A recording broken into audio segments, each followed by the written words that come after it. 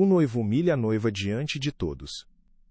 Alexandre Vasconcelos, com seu terno escuro impecavelmente cortado, e um sorriso que não alcançava seus olhos frios, segurava o microfone com uma firmeza teatral, transformando o salão de festas mais exclusivo da cidade em seu palco particular para a crueldade mais calculada que alguém poderia imaginar. Os imensos lustres de cristal pareciam chorar uma luz fria sobre os rostos chocados da alta sociedade paulistana, congelando sorrisos forçados em máscaras de puro espanto e uma curiosidade mórbida que se espalhava como veneno. Ele então apontou diretamente para Sofia, sua noiva, que parecia uma estátua de porcelana frágil e prestes a se quebrar em seu deslumbrante vestido de renda, uma criação sua que deveria simbolizar o auge de sua felicidade. Esta mulher, disse Alexandre, sua voz projetada para alcançar cada canto do salão, com uma falsa e venenosa solenidade, não é a pessoa que todos vocês pensam que ela é. Ela me enganou, enganou a todos, nós com essa fachada de inocência e pureza. As palavras caíram como pedras afiadas no silêncio mortal que se instalou de repente, um vácuo sonoro, onde antes havia música suave e risadas contidas. Sofia, com o véu cobrindo parcialmente seu rosto agora pálido como cera, encolheu-se visivelmente, o buquê de rosas brancas tremendo incontrolavelmente em suas mãos, algumas pétalas caindo no chão de mármore como se fossem lágrimas de uma esperança morta. Atrás dela, seu pai, o coronel Ricardo Matos, permanecia ereto e imóvel em seu uniforme de gala. Seus olhos, frios como lâminas de aço, estavam cravados em Alexandre, sua mandíbula travada, contendo uma fúria primordial que ameaçava explodir e consumir tudo ao redor.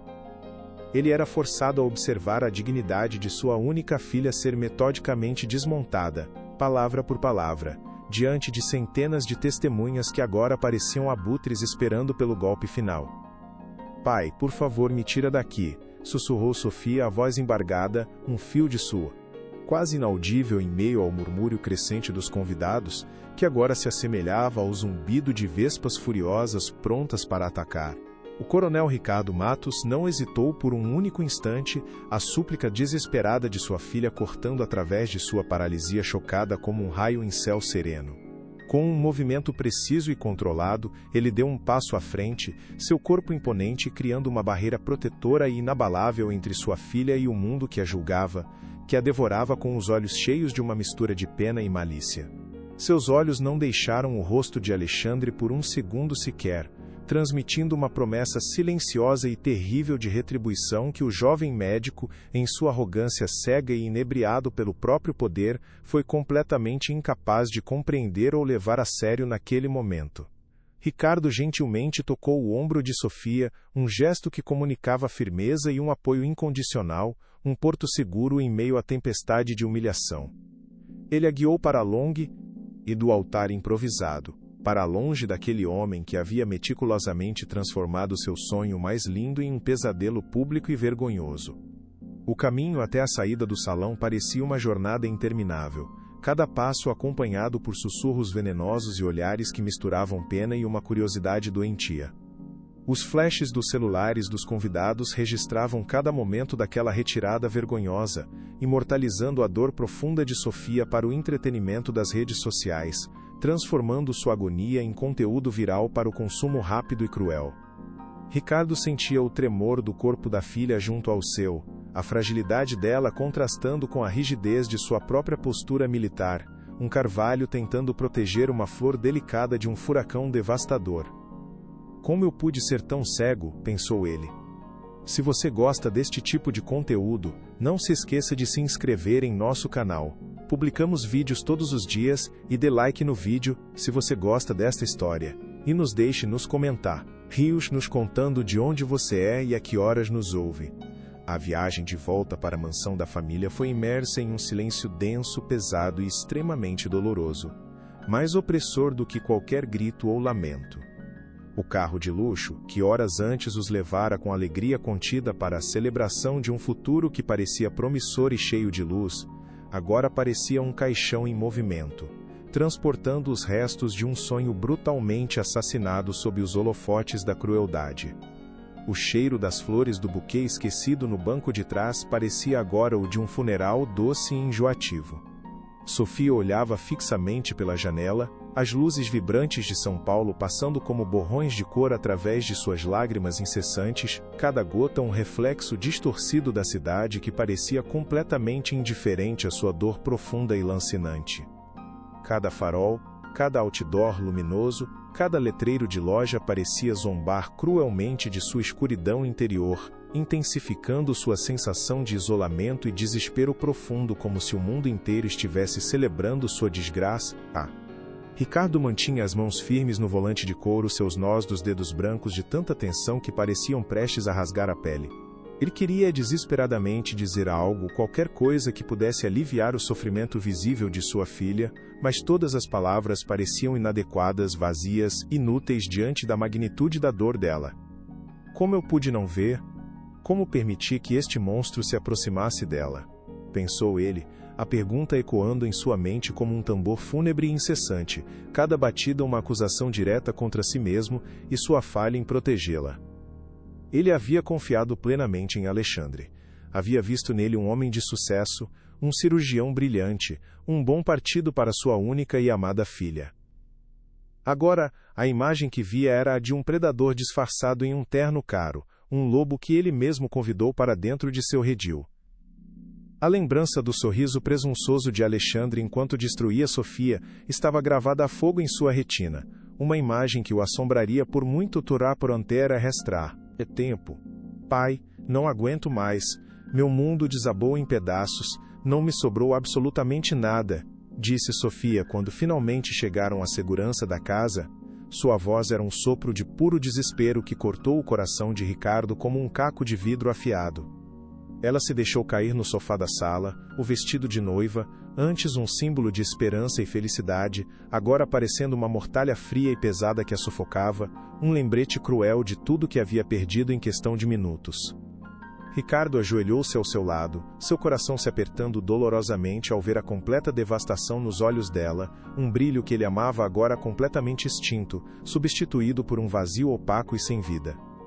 Ele tirou seu cap militar e o colocou sobre a mesa de centro, um gesto simbólico que sinalizava que ali naquele momento, ele não era um coronel, ele era apenas um pai, despido de todas as suas armaduras e hierarquias, vulnerável diante da dor de sua filha. Você tem a mim, Sofia, você sempre terá a mim. Ele respondeu, sua voz firme como uma rocha, mas carregada de uma emoção profunda e palpável que ele raramente demonstrava. Nós vamos passar por isso juntos. Eu prometo a você. Ele a abraçou com força, sentindo a fragilidade dela em seus braços, como se ela pudesse se desfazer em pó a qualquer momento. Ela chorou convulsivamente, um choro que parecia vir do fundo da alma, liberando toda a dor, a vergonha e a confusão que a sufocavam. Ricardo a segurou firme, deixando-a extravasar, sabendo que as feridas eram profundas e que a cura seria um processo longo e difícil. Mas, naquele abraço, ele fez uma promessa silenciosa a si mesmo. Ele não descansaria um só dia até que a justiça fosse feita. Ele iria até o fim do mundo para restaurar a honra dela. Nos dias que se seguiram, a imponente Casa dos Matos se tornou um refúgio, uma fortaleza contra o mundo exterior que agora parecia hostil e julgador, um lugar onde cada olhar era uma acusação. O telefone não parava de tocar, um som estridente que ecoava a curiosidade e a maldade das pessoas, mas Ricardo instruiu a empregada a não atender nenhuma ligação, transformando o aparelho em um objeto de tortura que os lembrava constantemente do escândalo. As notícias sobre o casamento cancelado de forma escandalosa se espalharam como fogo em palha seca, alimentadas por vazamentos maliciosos e distorcidos pela assessoria de imprensa de Alexandre, que trabalhava incansavelmente para controlar a narrativa e pintar seu cliente como um herói corajoso. Sofia era retratada como uma alpinista social instável, uma mulher desequilibrada e manipuladora que havia tentado enganar um dos solteiros mais cobiçados da cidade, uma caricatura cruel e mentirosa.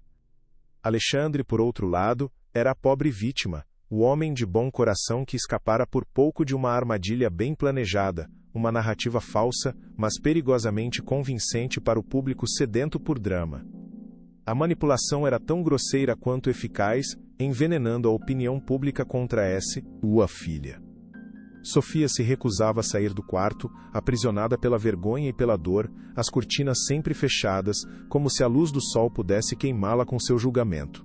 Ricardo via sua filha murchar a cada dia que passava, a luz em seus olhos se apagando lentamente, a risada dela, antes tão frequente e contagiante, agora uma memória distante e dolorosa. Eu não entendo por que ele fez isso, pai. O que eu fiz de tão errado para merecer isso? Ela perguntava repetidamente, a confusão nublando seu raciocínio, buscando uma lógica onde só havia crueldade pura e calculada. Ricardo não tinha todas as respostas, mas uma certeza se solidificava dentro dele. Aquilo não era sobre amor ou desamor. Era algo mais sombrio. Alexandre Vasconcelos era o herdeiro de uma das famílias mais ricas e influentes de São Paulo, uma dinastia construída sobre negócios e poder, onde a lealdade era comprada e a imagem era tudo. Cirurgião plástico de renome, ele construiu uma imagem pública de absoluta perfeição, talentoso, carismático e um dedicado filantropo, sempre fotografado em eventos de caridade, beijando crianças e apertando as mãos de políticos importantes, um mestre da autopromoção. Mas por trás daquela fachada cuidadosamente polida, havia um homem acostumado a conseguir tudo o que queria, um manipulador mestre que via as pessoas como meros peões em seu tabuleiro particular, peças a serem movidas e descartadas conforme sua conveniência, sem nenhum pingo de remorso. Ricardo começou a juntar as pequenas peças do quebra-cabeça, lembrando-se de detalhes que antes pareciam insignificantes, pequenas bandeiras vermelhas que ele havia ignorado em sua pressa para ver a filha feliz e realizada. Lembrou-se de como Alexandre Seriourier sempre minimizava as conquistas de Sofia como estilista, tratando sua carreira promissora como um hobby charmoso e sem importância, uma distração feminina que não merecia ser levada a sério. Recordou-se dos inúmeros jantares em que Alexandre interrompia Sofia no meio de uma frase para contar uma de suas próprias histórias, sempre se colocando no centro das atenções, faminto por admiração e aplausos. Eram microagressões, pequenas doses de veneno administradas ao longo do tempo, projetadas para minar a autoconfiança dela e fazê-la dependente dele. Eu queria tanto acreditar no amor dele, pai, mas agora vejo que só havia desprezo disfarçado. Sofia confessou em uma longa noite de insônia, as palavras saindo com dificuldade e dor, como se arrancadas de seu peito. Ricardo sentiu um calafrio percorrer sua espinha. Ele havia sido completamente cego, e sua cegueira quase custou a alma de sua filha. A mãe de Alexandre, Dona Helena Vasconcelos, era a matriarca de ferro por trás do império da família, a verdadeira rainha em seu castelo de poder e influência, a arquiteta da imagem impecável do clã. Uma mulher de 60 anos com um sorriso gélido e conexões em todos os setores da sociedade, desde a alta política até os principais veículos de mídia, ela era uma adversária formidável, talvez até mais perigosa que o filho, pois sua crueldade era mais sutil, estratégica e infinitamente mais experiente.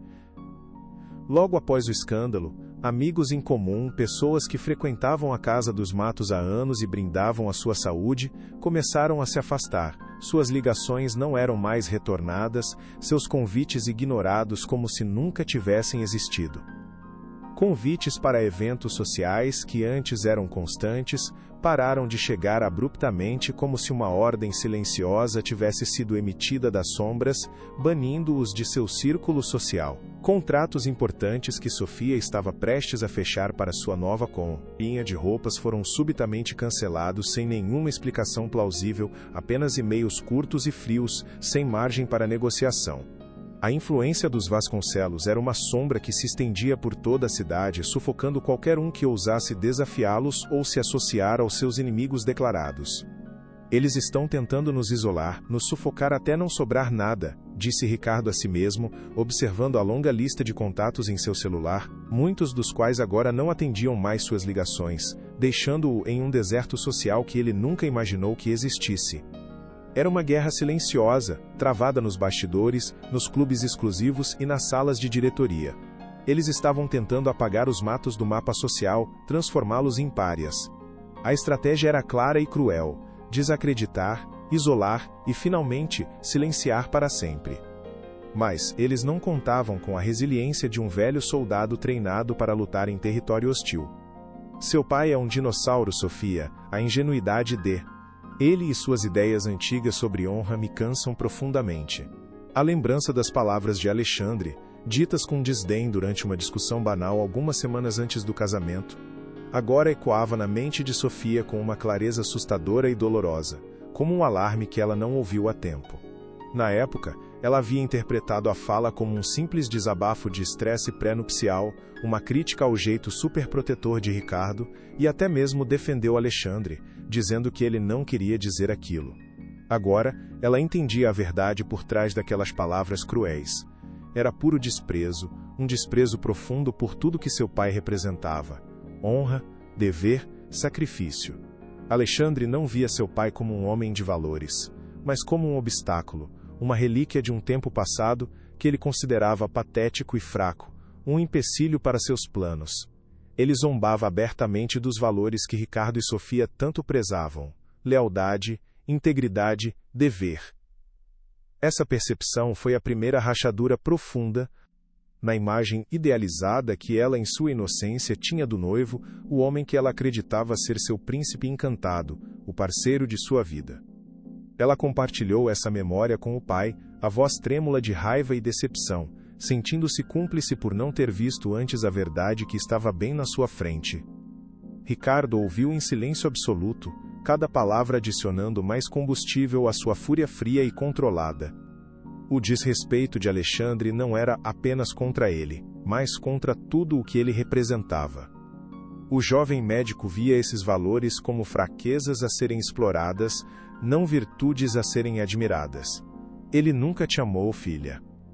Ele amava a ideia de te possuir e te controlar, disse Ricardo, a verdade dura, mas necessária para que a cura pudesse começar, para que ela pudesse parar de se culpar pela maldade dele. Mas o que ninguém esperava era o quão fundo essa toca de coelho iria. Uma noite, incapaz de dormir, atormentado por pensamentos de vingança e justiça que rodopiavam em sua mente, Ricardo desceu até seu escritório, buscando refúgio no único lugar onde sentia ter controle absoluto sobre o caos. O cômodo era seu santuário pessoal, um lugar de ordem e silêncio absoluto, com paredes forradas de livros de história militar e estratégia de guerra, cada volume um mentor silencioso que o ensinara a pensar com clareza sob pressão. O cheiro familiar de couro e madeira velha sempre o acalmava, clareando sua mente turva pela raiva e pela dor. Ele precisava de clareza, de um rumo, de um plano de batalha para a guerra mais importante de sua vida, uma guerra pela alma de sua filha. Sentia-se perdido, um general sem um mapa em território inimigo, cercado por forças invisíveis e poderosas que pareciam estar em todos os lugares. Seus instintos mais primários lhe diziam para atacar, para confrontar Alexandre publicamente e destruir sua reputação, da mesma forma que ele fez Cocô, Sofia, mas sua razão, forjada em décadas de disciplina militar, o continha. Uma ação impulsiva só pioraria as coisas, dando mais munição para a poderosa máquina de propaganda dos Vasconcelos, que o pintariam como um velho louco e violento, confirmando a narrativa que já estavam construindo. Ele precisava de uma estratégia impecável, de provas irrefutáveis, de um ataque cirúrgico e preciso. Seu olhar experiente recaiu sobre um velho baú de madeira escura no canto da sala, coberto por uma fina camada de poeira. Era uma herança de seu pai, um general condecorado que ele idolatrava desde criança. Com um suspiro pesado ele se aproximou e levantou a tampa pesada. Dentro, entre documentos amarelados e fotografias em preto e branco de tempos de glória, estava o que ele procurava instintivamente. Um brilho de metal polido em uma caixa de veludo azul. Ele sabia o que era aquilo e o que representava. Ele abriu a caixa de veludo com um cuidado quase reverente, suas mãos grandes e firmes, que já haviam manejado armas e liderado homens em situações de extremo perigo, tratando o objeto com o respeito que ele merecia.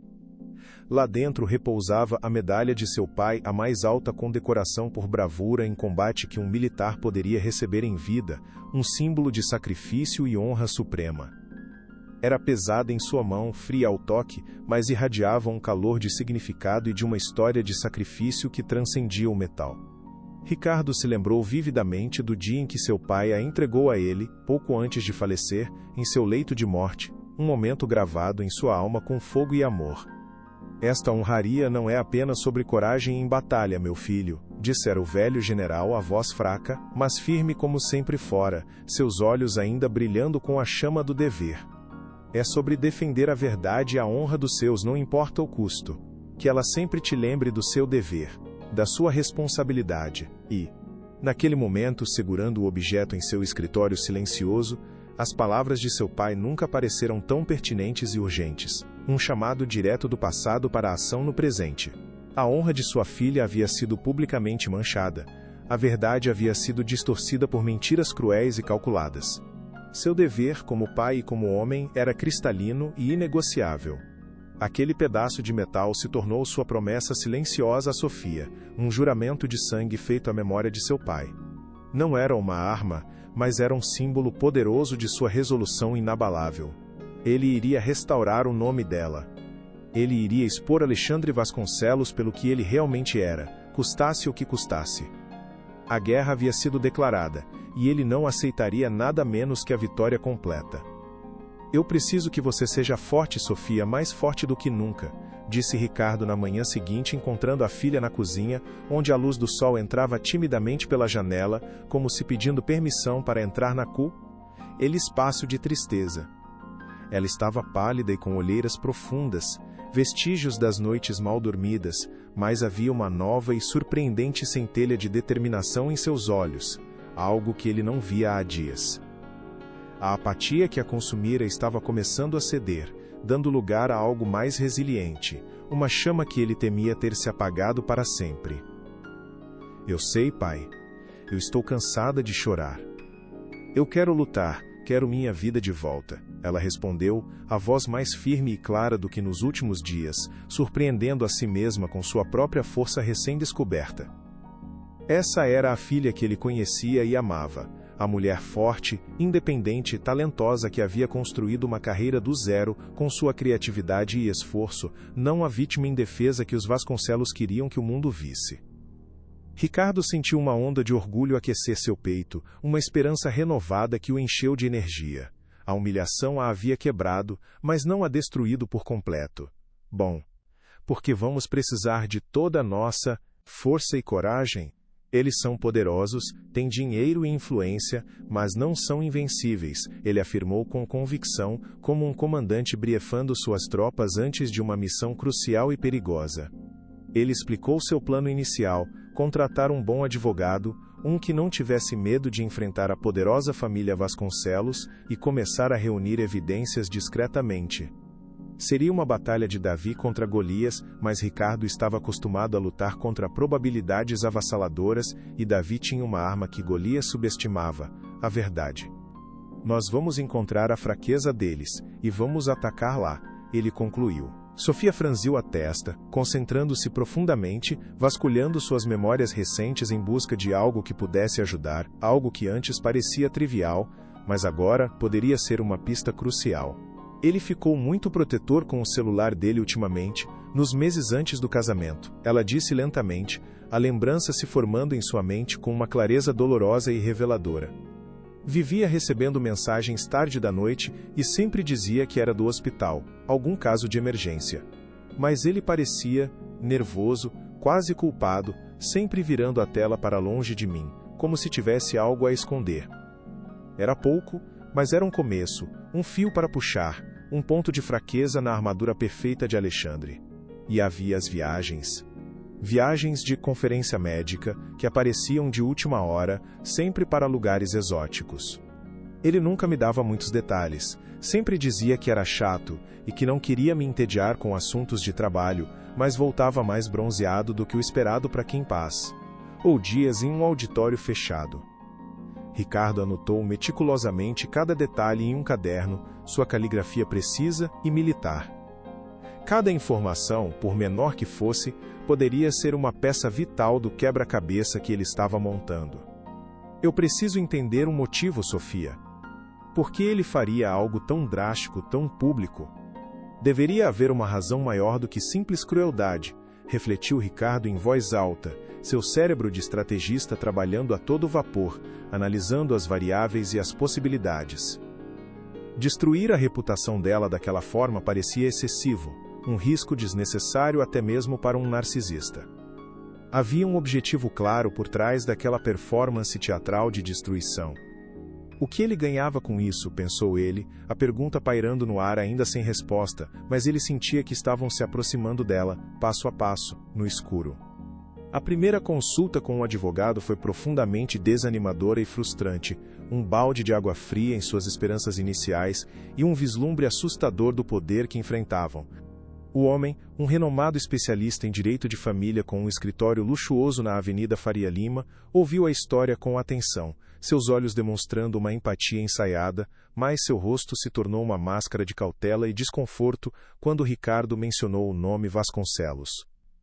Coronel, com todo o respeito que o senhor merece, este é um caso muito, muito difícil, disse o advogado, ajeitando a gravata de seda como se ela o estivesse sufocando, o ar no escritório de repente parecendo mais rarefeito e pesado.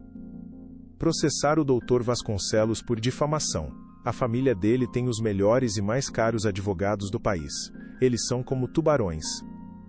Eles vão arrastar isso por anos, esgotar seus recursos financeiros e no final provavelmente sairão por cima. Eles vão pintar sua filha como uma mulher amarga e vingativa em busca de dinheiro. O advogado, então, com um ar de quem oferece uma solução pragmática e inteligente, aconselhou um acordo silencioso, uma compensação financeira generosa em troca do silêncio absoluto da família Matos.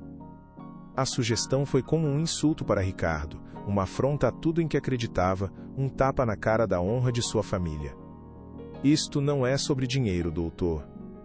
É sobre honra, respondeu Ricardo, a voz baixa e perigosa, cada sílaba carregada com o peso de sua convicção. Ele se levantou, agradeceu friamente pelo tempo do advogado e saiu do escritório sem olhar para trás. A porta se fechou atrás dele com um clique suave, deixando claro que ele estava, por enquanto, completamente sozinho naquela luta. Mas isso não iria detê-lo. A humilhação pública de Sofia não foi apenas um evento isolado, foi um ataque calculado e ensaiado, a culminação de uma campanha de desmoralização que vinha acontecendo há meses. Ricardo começou a perceber a verdadeira extensão da crueldade de Alexandre quando se lembrou de outro incidente significativo, que na época parecera apenas um lapso de mau gosto, um comentário infeliz. Algumas semanas antes do casamento, eles foram a uma boutique de luxo para a prova final do vestido de noiva de Sofia. Ela estava radiante, o vestido que ela mesma desenhou era uma verdadeira obra de arte, uma extensão de sua alma, e ela se sentia como uma princesa prestes a encontrar seu final feliz. Mas quando Alexandre chegou para vê-la, seu rosto se contorceu em uma careta de nojo e desprezo, uma expressão que ela nunca esqueceria, gravada em sua memória como uma cicatriz. Você realmente vai usar isso? Parece antiquado. Barato, ele disse em voz alta, na frente da costureira e das assistentes da loja, garantindo que todos ouvissem, sua voz cortando o ar como uma faca. Sofia ficou paralisada, a alegria desaparecendo de seu rosto como se nunca tivesse existido, substituída por uma máscara de choque e dor. Na época, Ricardo interveio, Mapi riu ato de Satan, defendendo a escolha da filha e atribuindo o comentário cruel de Alexandre ao estresse pré-casamento. Agora, ele viu o incidente com outros olhos, com uma clareza terrível. Era um ensaio. Alexandre estava testando o quão longe poderia ir, o quão publicamente poderia humilhá-la, medindo o impacto de suas palavras. Ele estava condicionando, quebrando seu espírito pouco a pouco, preparando-a para o golpe final no altar. A costureira, uma senhora de idade chamada Dona Elvira, havia testemunhado tudo, seus olhos cheios de pena. Talvez ela pudesse ser uma aliada, uma testemunha da verdade. Ele sempre me fez sentir pequena, como se eu não fosse boa o suficiente para ele, confessou Sofia, enquanto ela e o pai olhavam fotos antigas do casal, espalhadas sobre a mesa da sala de jantar como peças de uma vida que agora parecia uma mentira completa. Em cada foto o padrão era o mesmo, dolorosamente óbvio agora. Alexandre estava no centro, sorrindo com confiança para a câmera, o protagonista de sua própria história, enquanto Sofia estava ligeiramente ao lado, muitas vezes olhando para ele com uma adoração que agora a enojava, que a fazia sentir-se tola e cega. Eu achava que era admiração, que eu estava apoiando o homem que amava, o homem brilhante que ele era. Mas agora vejo que era submissão. Eu estava desaparecendo para que ele pudesse brilhar mais, ela disse, a voz cheia de uma tristeza recém-compreendida, a dor da autodescoberta. Ricardo olhava para as imagens, e seu coração de pai doía de uma forma que ele não sabia ser possível. Como ele não percebeu os sinais óbvios, o poto de Essenda, controle sutil, a manipulação emocional constante, o narcisismo disfarçado de autoconfiança. Ele estava tão focado em ver sua filha feliz, que não viu o homem que a estava apagando lentamente, roubando sua luz, sugando sua essência para alimentar o próprio ego. A culpa não é sua, Sofia. A culpa é inteiramente dele. Manipuladores são especialistas em se esconder à vista de todos, em parecerem perfeitos, disse Ricardo, tentando absolvê-la do fardo da autocondenação, que era quase tão pesado quanto a humilhação pública. Ele pegou uma das fotos, onde os dois pareciam o casal perfeito em uma praia paradisíaca, e a rasgou ao meio, um ato simbólico de libertação. A guerra não era só no tribunal, era também para curar a alma dela. A notícia do cancelamento do casamento chegou aos jornais e portais de fofoca com a velocidade de um raio, espalhando-se como um vírus digital e incontrolável. A narrativa era sempre a mesma, cuidadosamente elaborada e disseminada pela equipe de relações públicas de Alexandre, uma máquina de propaganda bem oleada e sem escrúpulos. Fontes próximas ao casal afirmam que o Dr. Vasconcelos descobriu segredos perturbadores sobre o passado da noiva, dizia uma manchete sensacionalista.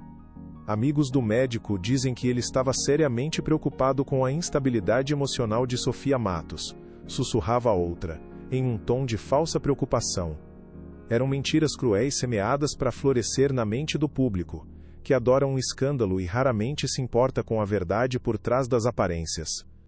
A cada artigo, a cada postagem maliciosa nas redes sociais, a imagem de Sofia era mais e mais manchada, sua reputação desfeita em pedaços diante de seus olhos. Ricardo lia tudo com uma raiva fria e cresque, sem gente, sentindo-se impotente contra a maré de desinformação que os afogava. Era uma campanha de assassinato de reputação, executada com precisão cirúrgica, uma tática de terra arrasada. Eles não estavam apenas se defendendo, estavam atacando de forma implacável, garantindo que Sofia nunca mais tivesse credibilidade para contar sua versão da história, transformando-a em uma vilã louca e calculista aos olhos do mundo. O nome Matos, que Ricardo passara a vida inteira construindo com base na honra e no serviço ao país, estava sendo arrastado na lama da fofoca. Ele sentia como se estivesse em uma guerra de trincheiras, com a lama da desinformação subindo a cada dia. Mas ele não iria se render. Ele iria lutar com as armas que tinha. A verdade é a persistência de um soldado que nunca abandona o campo de batalha, não importa quão adversa seja a situação. Uma tarde, enquanto organizava alguns papéis de Sofia em uma tentativa de colocar ordem no caos que se tornara a vida dela, Ricardo encontrou um caderno de esboços que ela guardava com carinho. Era o portfólio que ela estava preparando com tanto entusiasmo para apresentar a uma grande marca de moda internacional, um projeto que representava todos os seus sonhos e aspirações profissionais. As páginas estavam cheias de desenhos lindos, designs inovadores que mostravam seu talento único e sua paixão pela arte, cada traço uma expressão de sua alma vibrante e criativa. Mas na última página, havia um desenho diferente, um que fez seu sangue gelar e seu coração parar por um segundo. Era um esboço detalhado de seu vestido de noiva, uma criação que deveria ser seu maior orgulho, mas estava riscado com uma força brutal, as linhas agressivas do lápis rasgando o papel, mutilando a imagem com uma fúria silenciosa. Ao lado, com uma caligrafia trêmula e quase ilegível, ela havia escrito: "Um vestido para uma noiva fantasma." Aquelas palavras atingiram Ricardo como um soco no estômago, tirando seu fôlego. Mostravam a profundidade do desespe. Na rua de sua filha, um abismo que ele mal podia conceber. Ela não se sentia apenas humilhada, Sentia-se invisível, como se sua própria identidade tivesse sido roubada e aniquilada, reduzida a nada. Seu maior sonho, sua obra-prima pessoal, havia sido transformado no símbolo de sua maior dor e apagamento. Ricardo fechou o caderno lentamente, o coração pesado como chumbo. Aquele desenho era mais uma prova do dano psicológico que Alexandre havia infligido. E fortalecia ainda mais sua resolução. Ele não estava apenas lutando pela reputação de Sofia. Ele estava lutando por sua alma, por sua vida. Ricardo começou a fazer sua própria investigação, usando a disciplina e a metodologia que aprendeu em décadas de serviço no Exército, tratando a situação como uma operação de inteligência militar. Ele criou um quadro branco em seu escritório, ligando nomes, datas e eventos com fios coloridos, como um verdadeiro mapa de guerra, transformando seu santuário em um quartel-general. Ele começou a pesquisar a vida de Alexandre, seus associados, seus negócios, suas rotinas, mergulhando no mundo sombrio por trás da fachada dourada e impecável. Com a ajuda de um antigo contato na área de finanças, um homem que lhe devia um favor de longa data, ele descobriu que a clínica de cirurgia plástica de Alexandre estava passando por sérias dificuldades financeiras, algo que a orgulhosa família Vasconcelos escondia a todo custo, mantendo as aparências com empréstimos e manobras contábeis arriscadas. Ele também soube de um grande negócio imobiliário que o tio de Sofia, um poderoso construtor, estava prestes a fechar. Um negócio que poderia se beneficiar enormemente de uma aliança estratégica com a família Vasconcelos, cujas conexões políticas poderiam acelerar licenças e aprovações. O casamento não era sobre amor. Era um negócio, uma fusão de interesses, pensou Ricardo, a peça do quebra-cabeça se encaixando com um clique sombrio e revelador. Alexandre precisava da conexão com a família Matos, mas por alguma razão, o plano mudou drasticamente. Por que abandonar um casamento que lhe traria benefícios financeiros tão grandes? O que aconteceu que o fez mudar de rota de forma tão dramática e destrutiva?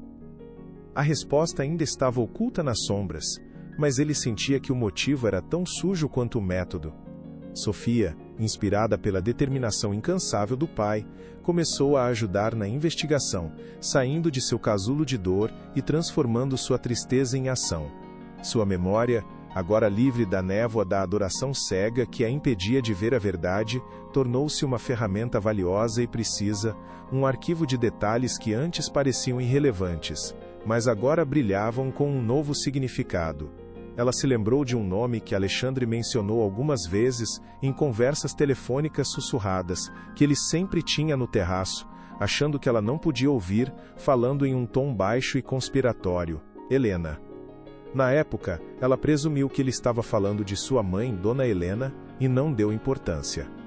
Mas o tom era completamente diferente, mais íntimo, quase carinhoso, um tom que ele nunca usara com ela. Ele falava com essa Helena, de um jeito que nunca falou comigo em todos os anos que estivemos juntos, disse Sofia, a dor da descoberta em sua voz, apontada de uma traição que ia além da humilhação pública. Havia uma cumplicidade, um segredo na voz dele que sempre me incomodou, mas que eu nunca soube nomear. Ricardo anotou o nome em letras maiúsculas no quadro. Poderia ser uma amante, uma parceira de negócio secreta, ou algo completamente diferente. Era mais um fio para puxar na complexa teia de mentiras. Eles também revisitaram a longa lista de convidados do casamento, procurando por pessoas que pudessem ter visto ou ouvido algo relevante. Muitos eram leais aos Vasconcelos, mas talvez houvesse alguém, um funcionário do buffet, um músico da banda, que não tivesse medo de falar a verdade por um preço justo. A busca por aliados havia começado. O peso da situação começou a afetar a saúde de Ricardo, cobrando um preço invisível, mas real. Ele passava noites em claro, revendo notas, traçando estratégias, planejando os próximos passos, a mente sempre em estado de alerta máximo, como em uma vigília de combate. A pressão era imensa, constante, um fardo que ele carregava sozinho. Ele não estava apenas enfrentando uma família poderosa e sem escrúpulos. Estava lutando pelo futuro e pela sanidade de sua filha, uma batalha muito mais pessoal e desesperadora do que qualquer guerra que já enfrentara. Durante o dia ele era o pilar de força, o coronel no comando, impassível e focado, oferecendo a Sofia uma fachada de controle absoluto. Mas à noite, no silêncio de seu escritório, iluminado apenas pela luz de uma pequena lâmpada, ele permitia que suas próprias vulnerabilidades viessem à tona. Ele sentia medo. Medo de falhar com Sofia. Medo de não ser capaz de protegê-la do mal que a cercava, um mal que ele mesmo deixou entrar em suas vidas. Eu não posso falhar, pensou ele, olhando para a fotografia de sua falecida esposa na mesa, o sorriso dela parecendo lhe dar força e cobrar uma promessa antiga. Eu prometi a ela que cuidaria da nossa menina, e eu vou cumprir essa promessa, custe o que custar. Essa promessa era sua fonte inesgotável de força, sua reserva final de coragem, Udman. Ele se levantou e foi até a janela, olhando para a cidade adormecida. Em algum lugar lá fora, Alexandre Vasconcelos dormia tranquilamente, acreditando ter vencido a guerra. Ele estava terrivelmente enganado. A batalha mal havia começado, e o coronel Ricardo Matos era um especialista em guerras de atrito. Ele não iria parar. Ele não iria recuar. Depois de dias de busca infrutífera, eles finalmente encontraram um advogado disposto a ouvir. Dr. Alves era diferente dos outros. Seu escritório era modesto, em um prédio antigo no centro da cidade, e ele não usava ternos caros. Mas seus olhos, por trás de óculos de aros grossos, eram afiados e inteligentes, e ele ouviu a história de Ricardo e Sofia sem interromper, fazendo anotações em um bloco de papel amarelado. É uma batalha difícil, coronel. Muito difícil, disse ele ao final, a voz calma e ponderada. Mas não é impossível. A arrogância deles é o maior ponto fraco. Pessoas como os Vasconcelos sempre acreditam que estão acima da lei, e isso os torna descuidados. Pela primeira vez, Ricardo sentiu um vislumbre de esperança genuína. Dr. Alves concordou em pegar o caso não pelo dinheiro, mas pelo princípio. Eu não gosto de valentões, disse ele, com um sorriso mínimo. Com um aliado legal ao seu lado, o plano de batalha começou a tomar forma. A primeira ordem de negócios era em Conti, arrar provas concretas da duplicidade de Alexandre. O celular que sua filha mencionou é a chave, disse Alves. Se conseguirmos acesso a ele, o caso muda de figura completamente. Mas como faremos isso sem que ele saiba? A questão pairou no ar, um desafio formidável. Eles precisavam de alguém de dentro, ou de uma oportunidade única. A sorte que parecia tê-los abandonado estava prestes a mudar de lado, mas o que eles descobririam seria mais chocante do que qualquer um poderia prever. A oportunidade surgiu de uma forma inesperada. Um dia, enquanto navegava por redes sociais em busca de qualquer informação sobre Alexandre, Sofia viu uma postagem de uma antiga colega de faculdade, que agora trabalhava como organizadora de eventos.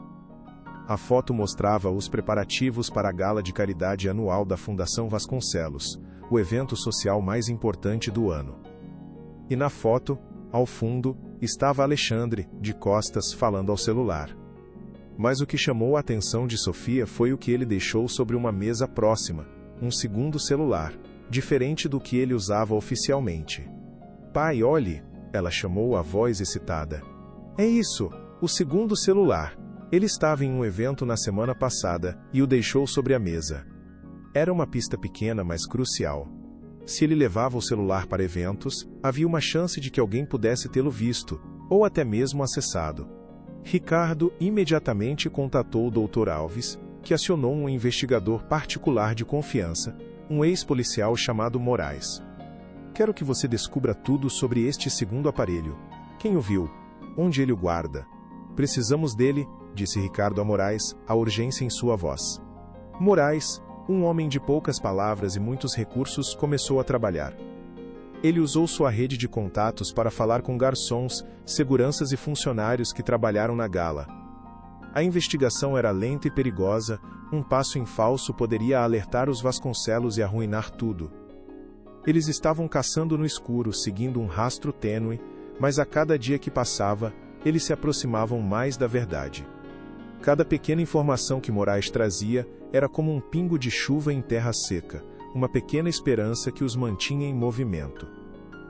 Ele descobriu que o segundo celular era uma constante, sempre presente, mas sempre escondido, como um segredo palpável.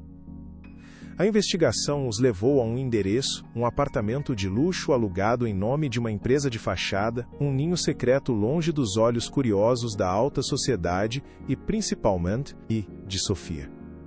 Ricardo sentia que estavam se aproximando do epicentro do terremoto, do coração da mentira. A tensão em casa era palpável, uma mistura de medo e excitação. Eles sabiam que estavam lidando com pessoas perigosas que não hesitariam em usar seu poder para esmagá-los se descobrissem a investigação. Estamos cutucando um ninho de cobras, pai. Você tem certeza disso? Sofia perguntou uma noite, a dúvida misturada à determinação em sua voz. Ricardo olhou para ela, seus olhos firmes como aço. Uma cobra só para de ser uma ameaça quando você corta a cabeça dela, filha. E é exatamente isso que vamos fazer. O que eles ainda não sabiam era que a cobra era muito mais venenosa do que imaginavam. O mais forte está por vir. Fique até o final. Dona Helena Vasconcelos, sentindo a movimentação nas sombras, decidiu agir. Ela não fez ameaças diretas, sua tática era muito mais sofisticada e cruel. Certa tarde, um carro de luxo parou em frente à casa dos Matos. Dona Helena saiu, elegante e impassível como sempre, e pediu para falar com Ricardo. Coronel, começou ela, a voz suave como seda, mas com um fio de aço por baixo, eu entendo sua dor. Mas esta, cruzada, não levará a lugar nenhum. Pense em sua filha, ela já sofreu o suficiente. Arrastar isso pelos tribunais só vai prolongar a agonia dela e manchar ainda mais o nome de sua família. Era uma oferta de paz envenenada, uma ameaça velada disfarçada de preocupação. Ela ofereceu uma quantia generosa para que eles retirassem o processo e assinassem um acordo de confidencialidade. Meu filho cometeu um erro, foi impulsivo. Mas ele não é um monstro. E nós, coronel, protegemos os nossos. A frase final pairou no ar, carregada de um significado sinistro. Ricardo a olhou nos olhos, a fúria fria queimando dentro dele. Minha filha não está à venda, senhora. E a honra dela também não. Ele respondeu, a voz calma, mas inflexível. Nós nos veremos no tribunal. A máscara de polidez de Dona Helena caiu por um instante, revelando o lampejo de ódio puro. Ela se virou e foi embora sem dizer mais uma palavra. A guerra agora era aberta e declarada. Não havia mais volta. A ameaça de Dona Helena, em vez de intimidar, teve o efeito de um trovão que acorda uma tempestade adormecida. A arrogância dela, a certeza de que o dinheiro poderia comprar o silêncio e a dignidade foi o insulto final que transformou a tristeza de Sofia em uma fúria gelada e precisa. Ela nos chamou de dinossauros, pai. Ela realmente acredita que pode nos esmagar e seguir em frente como se nada tivesse acontecido, disse Sofia, descendo as escadas assim que o carro de luxo desapareceu na rua, seus olhos não mais marejados, mas brilhando com uma chama perigosa de determinação. Então vamos mostrar a ela a força de um dinossauro quando sua cria é ameaçada, respondeu Ricardo, um sorriso sombrio e calculista surgindo em seus lábios, algo que sua filha não via há muitos anos. A Casa dos Matos, antes um santuário de luto silencioso, transformou-se da noite para o dia em um quartel-general de uma guerra que eles não escolheram, mas que agora estavam determinados a vencer. Eles redobraram os esforços com uma energia renovada, quase febril. Moraes recebeu um novo mandato, uma prioridade absoluta: encontrar o segundo celular de Alexandre, o aparelho secreto que era a chave para desvendar sua vida dupla e seus crimes. Enquanto o investigador reativava sua rede de contatos, mergulhando nas sombras da cidade, Sofia encontrou sua própria arma. Ela se trancou em seu ateliê, mas não para chorar sobre os desenhos de noiva. Ela começou a criar uma nova coleção, forte, com linhas estruturadas, quase como armaduras modernas e elegantes. Cada peça era uma declaração de resiliência, uma forma de costurar sua dor e transformá-la em poder. Eu não vou ser definida pela humilhação que ele me impôs, pensou ela, o lápis voando sobre o papel. Serei definida pela minha capacidade de me reerguer mais forte do que antes. A busca pelo celular parecia um beco sem saída, até que Sofia, Revisando extratos de cartão de crédito antigos de Alexandre, encontrou a pista. Uma cobrança recorrente de uma empresa de limpeza de luxo, a mesma que prestava serviços no endereço que Moraes havia descoberto. Era uma aposta arriscada, mas era a única que tinham. A tensão no dia da operação para recuperar o celular era quase insuportável, um silêncio pesado que preenchia cada cômodo do escritório do Dr. Alves. Ricardo e Sofia esperaram ali, o som do relógio de pêndulo na parede ecoando como uma contagem regressiva para o sucesso ou o desastre total. Cada minuto se arrastava como uma hora inteira. A funcionária da limpeza, uma senhora corajosa chamada Lúcia, arriscava seu emprego e sua segurança baseada na empatia por outra mulher e na promessa de uma recompensa que mudaria sua vida para sempre. "E se ela for pega, pai? E se tudo isso for em vão?" sussurrou Sofia, as mãos tão geladas que pareciam feitas de mármore. "Temos que confiar nela e em Moraes." "A coragem de uma pessoa honesta vale mais que todo o dinheiro dos Vasconcelos", respondeu Ricardo, embora seu próprio coração estivesse martelando contra as costelas, uma batida descompassada de ansiedade e esperança. Finalmente, o telefone tocou, o som estridente quebrando a quietude torturante da sala. Era Moraes. "Conseguimos. Estou com o pacote." Um suspiro coletivo de alívio varreu o ambiente, tão audível que pareceu uma rajada de vento. Com o aparelho em mãos, um hacker contratado por Moraes quebrou a senha em menos de uma hora. O que encontraram ali foi um abismo de crueldade ainda mais profundo do que sequer podiam imaginar.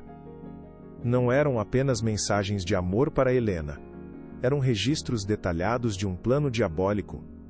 "Só mais algumas semanas, meu amor. Depois que o contrato estiver assinado, eu me livro da princesinha e do pai dinossauro dela. Teremos o dinheiro e a nossa liberdade", dizia uma das mensagens de Alexandre para a amante. Em outra, ele zombava da confiança cega de Sofia, planejando a humilhação pública como a cereja do bolo de seu grande golpe. Mas a descoberta mais sinistra foi uma mensagem de um número desconhecido, contendo apenas um conjunto de coordenadas geográficas e a frase: "O pagamento foi efetuado. O pacote será entregue. Isso não é mais sobre um casamento fraudulento. É algo muito mais perigoso", pensou Ricardo, sentindo um calafrio percorrer sua espinha. A descoberta das coordenadas e da misteriosa entrega mudou completamente o tabuleiro do jogo. A batalha, que antes era sobre honra e reparação financeira, agora mergulhava em um território sombrio e inegavelmente criminoso. O que era o pacote? Que tipo de negócio Alexandre mantinha nas sombras, usando o casamento como fachada? "Preciso que você vá a este local, Moraes, com o máximo de discrição possível. Descubra o que é o pacote e por que Alexandre está envolvido nisso", ordenou Ricardo ao telefone, sua voz carregada com a gravidade de um comandante em véspera de uma batalha decisiva, da qual a vida de todos dependia. Enquanto Moraes iniciava a perigosa investigação na zona portuária da cidade, um lugar conhecido por suas transações ilícitas, a equipe jurídica preparava a ofensiva final para o processo. A nova evidência era uma bomba atômica. O caso de fraude matrimonial, que já era robusto, agora estava entrelaçado com uma conspiração criminosa de proporções desconhecidas. O peso daquela nova realidade era esmagador. Ricardo, em uma noite de insônia profunda, sentiu o fardo de uma forma que não sentia há anos. Ele abriu o velho baú de madeira de seu pai, buscando força nas relíquias de uma vida de honra. Seus dedos encontraram a pequena caixa de veludo azul e ele a abriu com reverência. Lá dentro, a medalha de seu pai parecia absorver a pouca luz do ambiente. Seu brilho opaco, um testemunho silencioso de coragem em face de probabilidades impossíveis. Ele a segurou, sentindo o peso do metal frio e sólido em sua palma. Aquele objeto não era apenas uma herança, era um lembrete. Um lembrete de que a verdadeira honra não está em evitar a luta, mas em enfrentar o mal, não importa quão poderoso e assustador ele pareça. "Eu não vou recuar." "Não agora", sussurrou ele para o silêncio da noite. A luta era pela alma de sua filha, mas agora era também ela justiça em uma escala muito maior. Ele sentiu uma nova onda de determinação. Eles iriam até o fim, custasse o que custasse.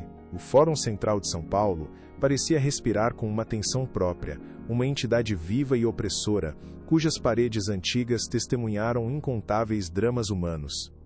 O ar pesado estava impregnado com o cheiro de madeira nobre, poeira de processos arquivados e o perfume caro dos advogados mais renomados da cidade, uma mistura que sufocava a esperança e amplificava a ansiedade de qualquer um que não pertencesse àquele universo de poder. Cada rangido de cadeira de couro, cada tosse contida, cada folhear de papel, ecoava no silêncio monumental da sala de audiências, um espaço projetado para intimidar e impor o peso esmagador da lei. As paredes altas, revestidas de painéis escuros e solenes, pareciam absorver a pouca luz natural que tentava se infiltrar pelas janelas imponentes, deixando o ambiente em uma penumbra perpétua e formal, quase fúnebre. De um lado, sentados em uma bancada de madeira maciça que parecia tão inflexível quanto o próprio sistema, estavam Ricardo e Sofia Matos. Ele, Eri, tu em seu terno sóbrio, o rosto uma máscara de controle militar. Mas seus olhos, pequenos focos de uma tempestade interna, traíam a fúria que rugia por dentro. Sofia, ao seu lado, usava um vestido de linha simples e cor forte, uma armadura de tecido que ela mesma criara, sua postura transmitindo uma fragilidade resiliente, a de uma flor que se recusa a quebrar sob o peso da geada. Respire fundo, minha filha, olhe para a frente e não para eles, pensou Ricardo, sentindo a leve trepidação da mão dela junto à sua.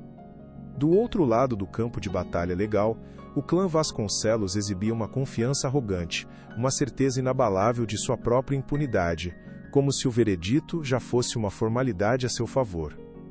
Alexandre, impecável em um terno italiano que custava mais do que Ricardo ganhava em meses, trocava sorrisos discretos e cúmplices com seu advogado, o infame Dr. Amaral, um homem cuja reputação era construída sobre a habilidade de transformar vítimas em vilões com uma oratória venenosa e assustadoramente eficaz. Dona Helena, a matriarca do clã, observava tudo com um ar de superioridade entediada, como uma rainha assistindo a um espetáculo previsível e de baixo nível, seus dedos cobertos de anéis caríssimos repousando sobre uma bolsa de grife que valia um carro popular. Eles acham que já ganharam, pensou Ricardo, apertando discretamente a mão da filha por baixo da mesa, um pequeno gesto de apoio que valia mais que 1000 palavras. Mal sabem eles que a verdadeira batalha começa agora, e nós não viemos para perder. Eles confiam no dinheiro, nós confiamos na verdade. A sala estava lotada, com a imprensa espremida nos fundos, câmeras e microfones apontados como armas de precisão, prontos para capturar cada lágrima, cada gesto de desafio, cada segundo daquele drama da alta sociedade. Eles estavam ali para transformar a dor profunda e pessoal de uma família em entretenimento descartável para as massas.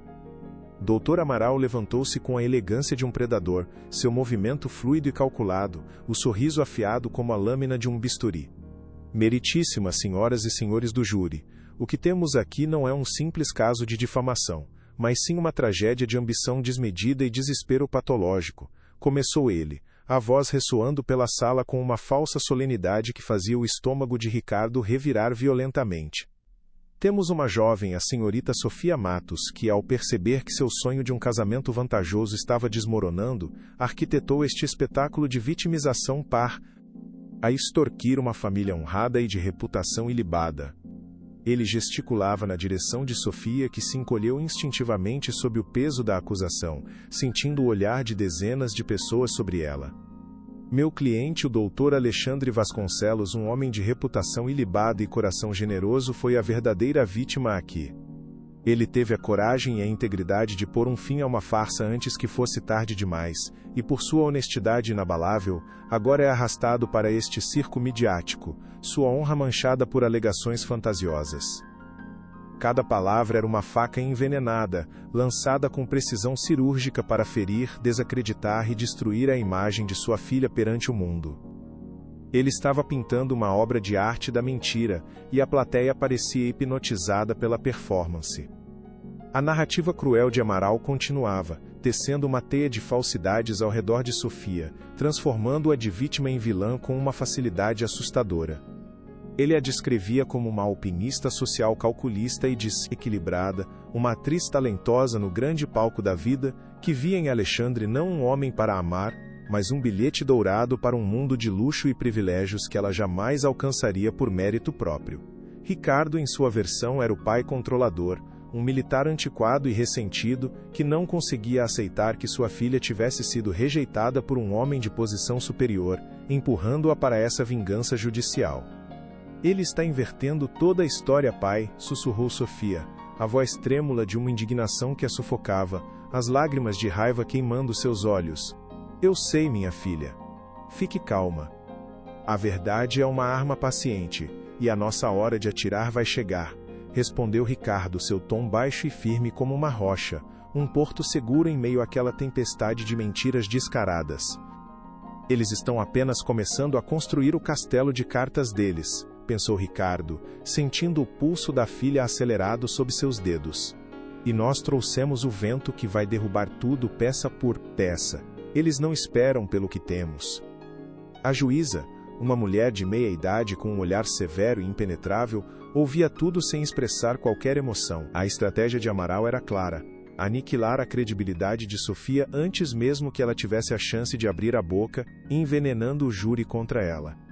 Ele chamou sua primeira testemunha, uma socialite chamada Verônica, que era amiga íntima da família Vasconcelos, e claramente devia inúmeros favores a eles.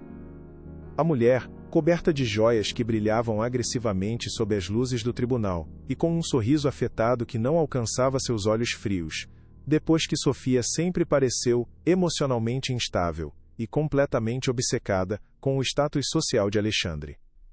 Querida, ela falava mais sobre o sobrenome Vasconcelos do que sobre o homem, mentiu a mulher com a naturalidade de quem está acostumada a distorcer a realidade para se encaixar em suas conveniências sociais, a voz melosa e carregada de falso pesar. Era um pouco triste de ver na verdade, tão desesperada para pertencer. Lembro de uma vez em que ela me perguntou quanto custava o anel da Helena. Foi tão deselegante. A Plat... Eia, murmurou, e o veneno começou a se espalhar, manchando a imagem de Sofia. Eu não posso acreditar que as pessoas possam ser tão cruéis e desleais, pensou Sofia, sentindo o peso dos olhares curiosos e julgadores sobre ela, cada um parecendo uma pequena agulha perfurando sua pele já ferida. Ela respirou fundo, lembrando-se das palavras do pai: a verdade é paciente. O advogado de Ricardo, Dr. Alves, um homem mais velho, de aparência modesta mas com olhos astutos de uma velha raposa, levantou-se para o contra-interrogatório com uma calma deliberada.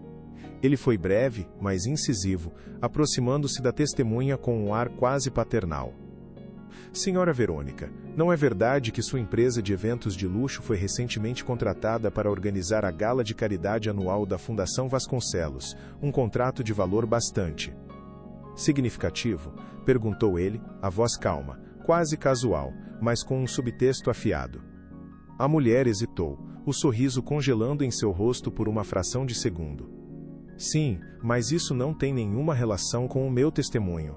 Ela respondeu, um pouco rápido demais, a defensiva em seu tom entregando seu nervosismo. Claro que não, disse Dr. Alves com um toque de ironia que não passou despercebido pelo júri. E também é verdade que seu marido é sócio do Dr. Vasconcelos em um investimento imobiliário na Riviera, um investimento que teve um retorno, digamos, espetacular no último semestre? A socialite ficou pálida, e o dano à sua credibilidade foi imediato e visível. Dr. Alves expôs os laços financeiros, mas a lama inicial já havia sido lançada.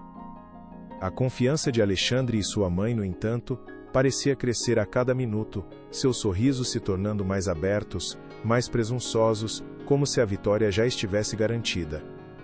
Dr. Alves então chamou sua primeira testemunha-chave, e a atmosfera na sala mudou de forma palpável.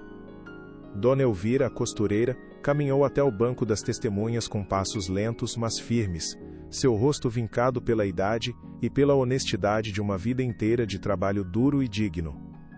Ela não parecia intimidada pelas formalidades do tribunal ou pelos olhares desdenhosos da elite que a observava. Seu olhar encontrou o de Sofia, e ela ofereceu um pequeno aceno de cabeça, um gesto de solidariedade silenciosa que aqueceu o coração da jovem. Senhora Elvira, a senhora poderia nos contar com Essia? As próprias palavras. O que aconteceu na última prova do vestido de noiva da senhorita Matos? Perguntou o Dr. Alves, a voz gentil e respeitosa, tratando-a com a deferência que ela merecia. Com uma clareza impressionante, que contrastava com a artificialidade da testemunha anterior, Dona Elvira descreveu a cena da humilhação, a alegria pura de Sofia se transformando em pó, diante do desprezo frio e calculado de Alexandre. Ele olhou para aquele vestido, uma obra de arte que a menina fez com a própria alma, com as próprias mãos, e disse que parecia barato. A voz dela embargou por um momento, a lembrança da dor da jovem ainda fresca e vívida em sua memória. A palavra barato ecoou no silêncio da sala, carregada de toda a crueldade do mundo. O depoimento de Dona Elvira continuou, simples, humano e devastadoramente eficaz em sua honestidade. Ele disse aquilo na frente de todos, meritíssima. Na frente de mim, das minhas ajudantes, da própria mãe dele, sem nenhuma vergonha, como esse. E estivesse esmagando um inseto. Ela prosseguiu, a indignação justa dando força à sua voz, que preencheu cada canto da sala. Eu vi a luz nos olhos da menina se apagar naquele instante. Foi como ver uma flor murchar de repente, atingida por uma geada inesperada. Uma crueldade gratuita que eu nunca, em todos os meus anos de vida, vou esquecer. A sala ficou em um silêncio pesado e desconfortável. Não havia como duvidar da sinceridade daquelas palavras, da emoção genuína em sua voz. Aquele era o testemunho de alguém que não tinha nada a ganhar, apenas a verdade a dizer. Ela está dizendo a verdade cada palavra, pensou Ricardo, sentindo uma onda de imensa gratidão por aquela mulher corajosa que estava arriscando a fúria e a vingança dos Vasconcelos para defender a honra de sua filha.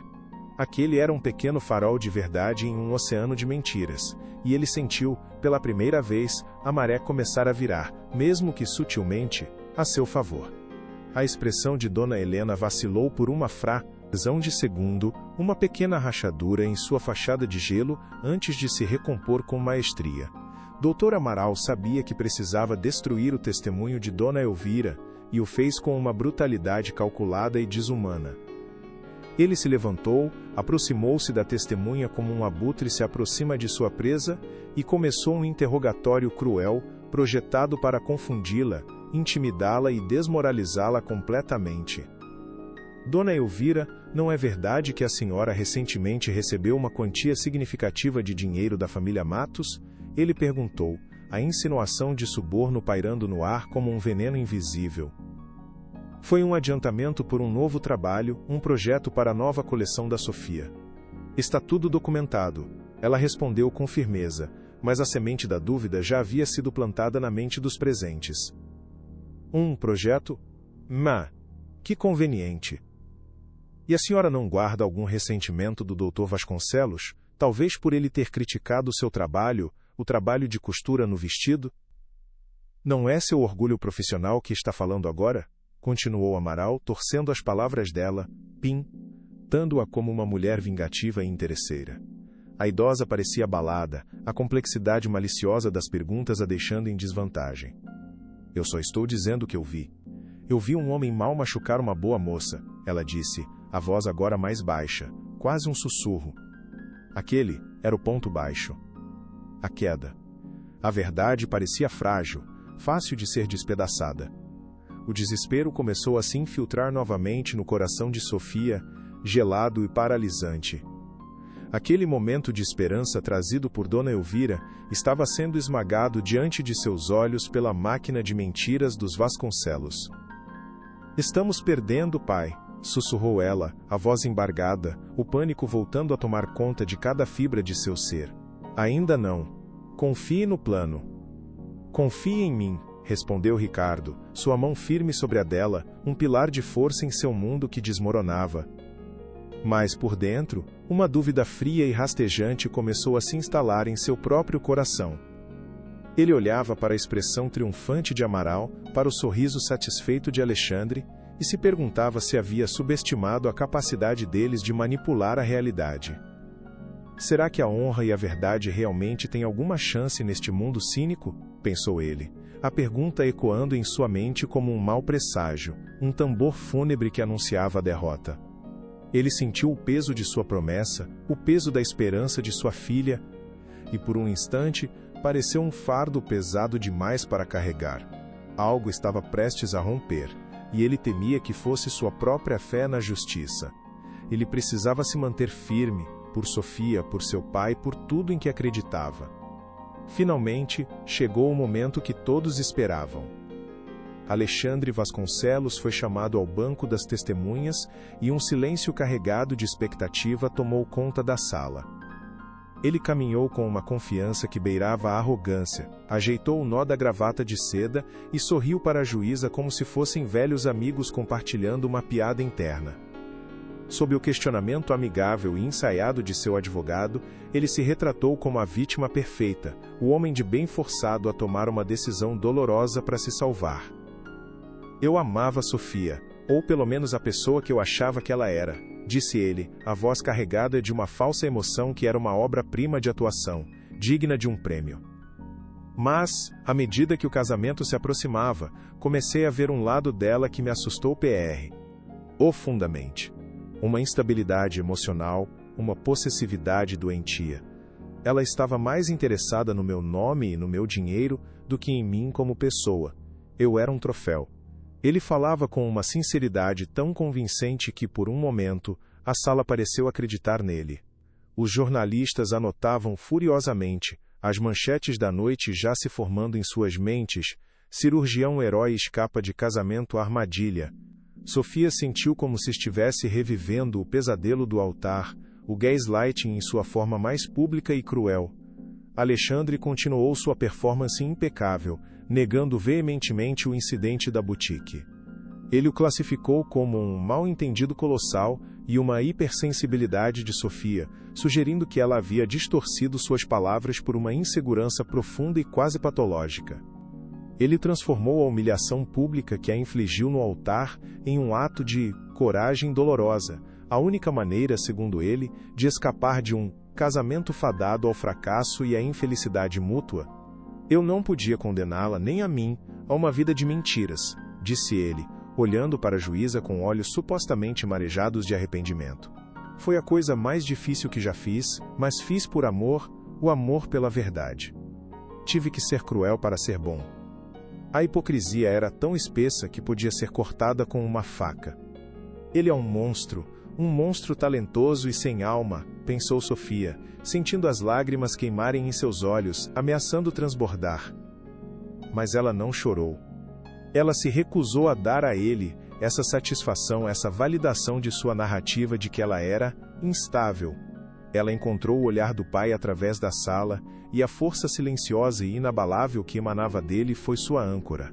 Ela endireitou as costas, levantou o queixo e o encarou, deixando que ele visse não sua dor, mas sua determinação de aço. Dr. Alves levantou-se para o contra-interrogatório. A atmosfera na sala mudou instantaneamente, a tensão se tornando quase palpável, como a eletricidade antes de uma tempestade violenta.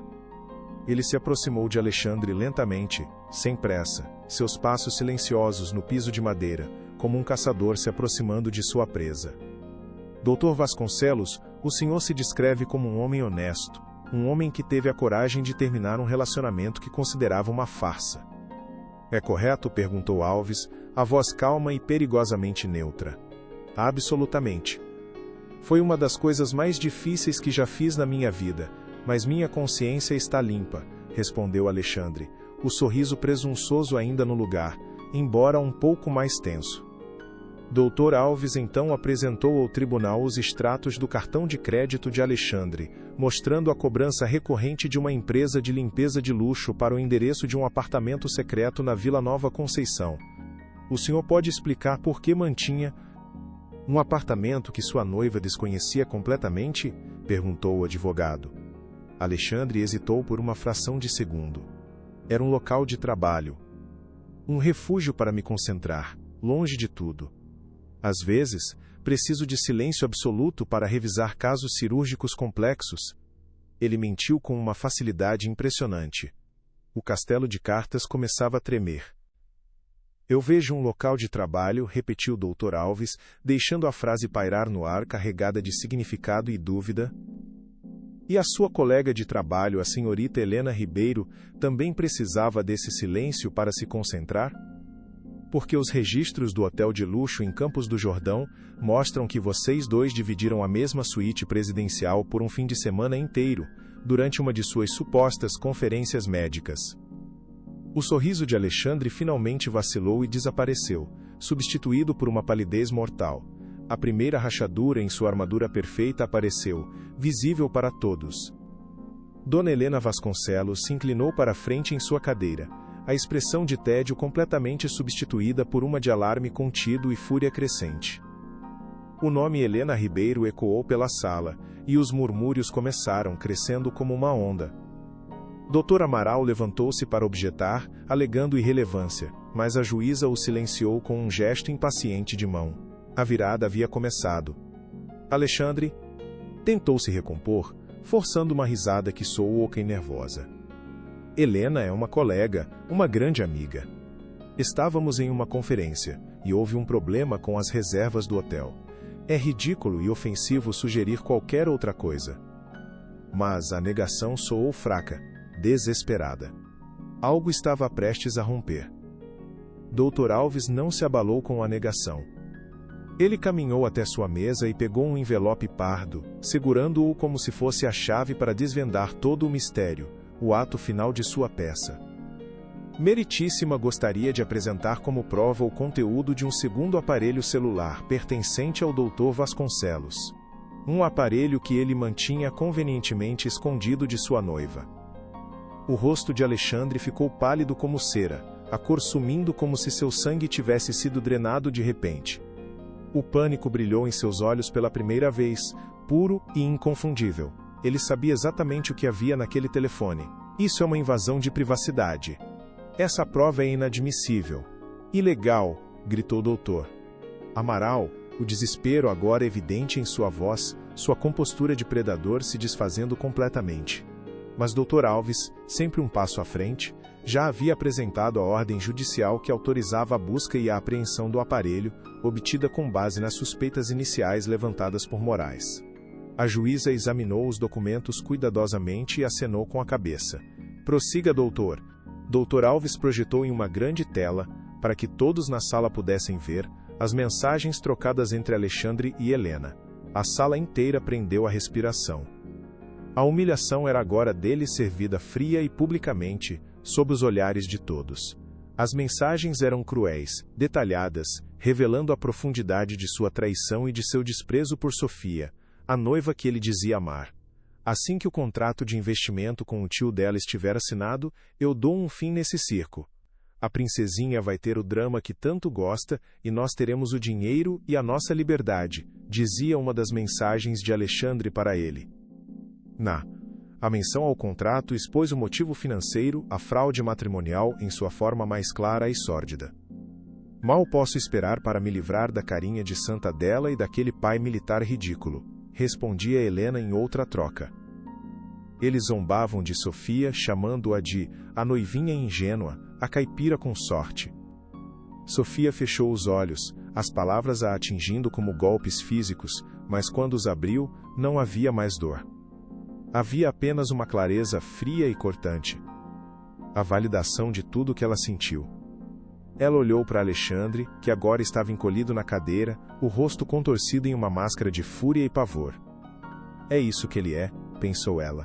Apenas um mentiroso patético com um terno caro. E eu quase casei com isso.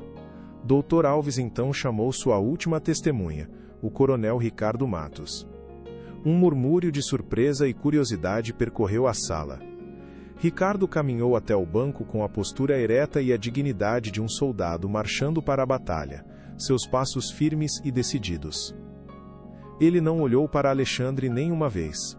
Seus olhos estavam fixos na juíza, e depois em sua filha, transmitindo uma mensagem silenciosa de força, amor e resolução inabalável. Coronel Matos, o senhor passou a vida servindo a este país, guiado por um código de honra. O que essa palavra, honra, significa para o senhor? Perguntou Dr. Alves, a pergunta simples, mas de uma profundidade imensa. Ricardo fez uma pausa, e o silêncio na sala era absoluto, todos esperando por sua resposta. Honra, não é sobre medalhas ou uniformes, meritíssima, começou ele, a voz firme e clara, sem nenhum traço de hesitação, a voz de um líder. É sobre cumprir sua palavra. É sobre proteger os que você ama. É sobre defender a verdade, mesmo quando o NDO inteiro está gritando uma mentira. É o legado que deixamos para nossos filhos. No final, é tudo o que um homem realmente tem. As palavras, ditas com uma sinceridade tão palpável, calaram fundo em todos os presentes. Ele então se virou e olhou diretamente para Sofia, e o amor em seu olhar era feroz e incondicional, uma força da natureza. Minha filha, Sofia, foi publicamente desonrada. Sua reputação, seu nome, seu trabalho, tudo foi arrastado na lama por mentiras calculadas e cruéis, ditas por um homem sem caráter. E meu dever, não apenas como pai, mas como homem, é lutar para restaurar a verdade e limpar seu nome, não importa o custo. A emoção em sua voz era contida, mas poderosa, vibrando pela sala.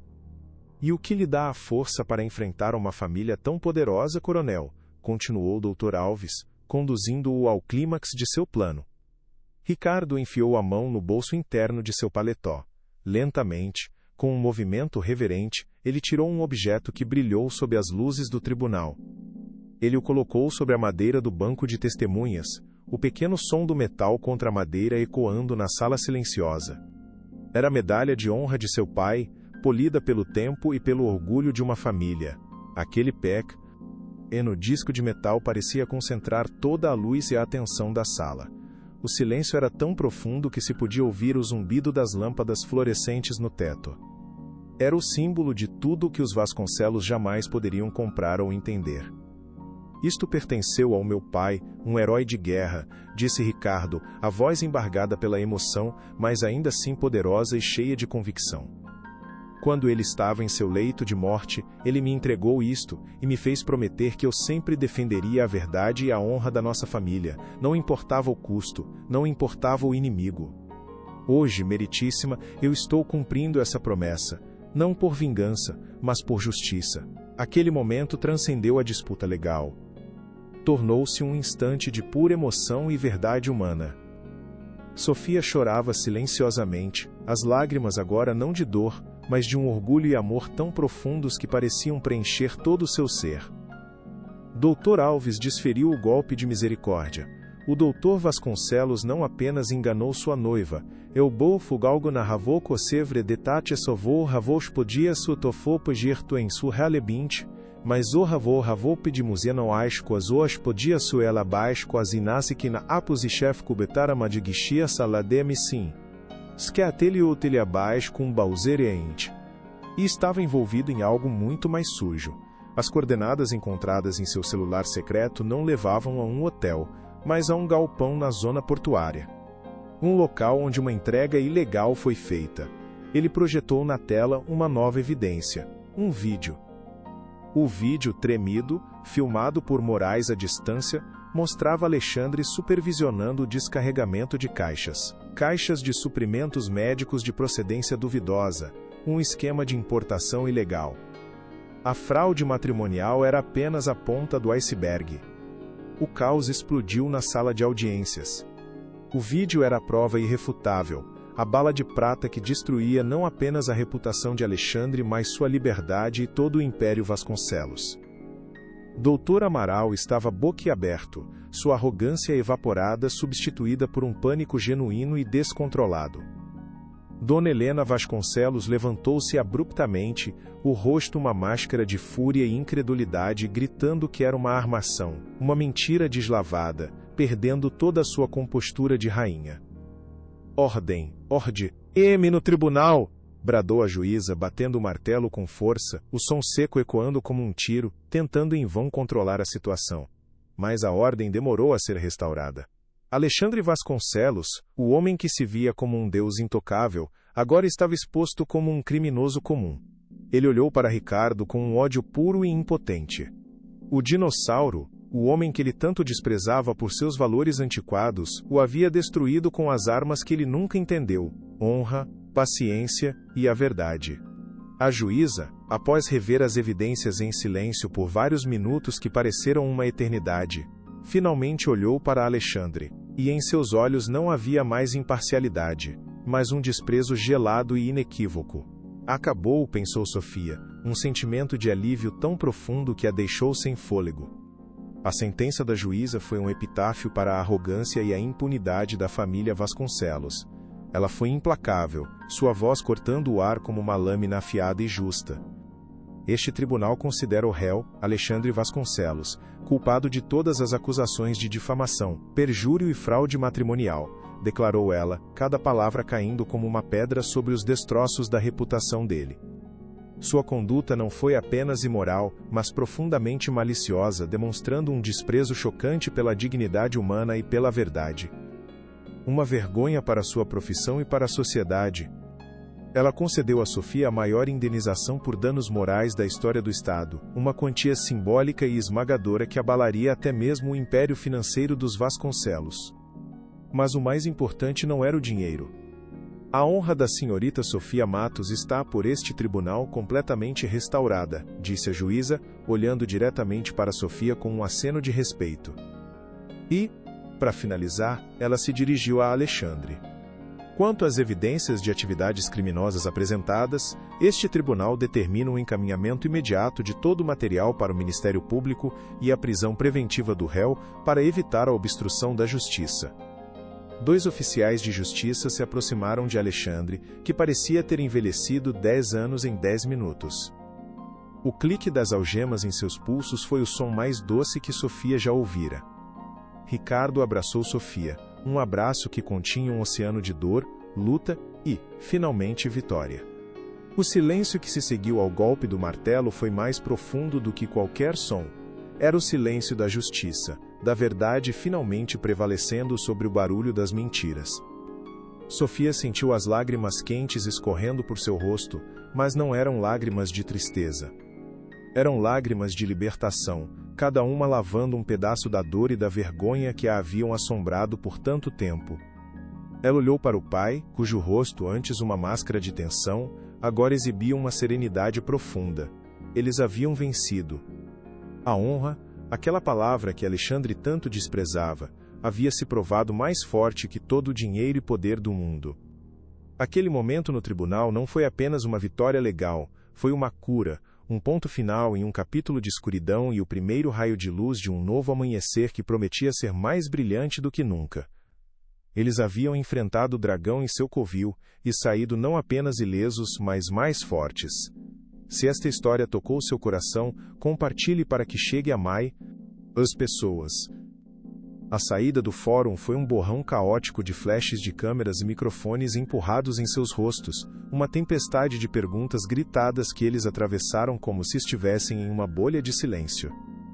Ricardo protegeu Sofia com seu corpo, abrindo caminho através da multidão de repórteres famintos, sua expressão impassível e severa não permitindo que ninguém se aproximasse demais. Ele a guiou até o carro que os esperava, o mesmo carro que os levara para a batalha, e agora os levava para casa, para a paz.